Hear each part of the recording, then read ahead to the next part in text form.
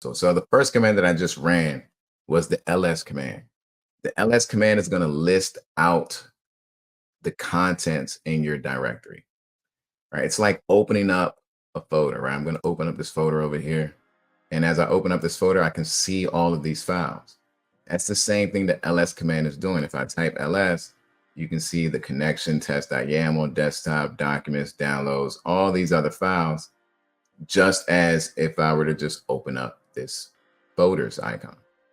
So the ls command is just doing that. It's showing you the contents in that directory that you're in, right? The directory, a directory, if you don't know what that is, it's to keep it simple, it's just folders inside of folders, right? A directory is just folders inside of folders. So right now I'm in a directory. If I want to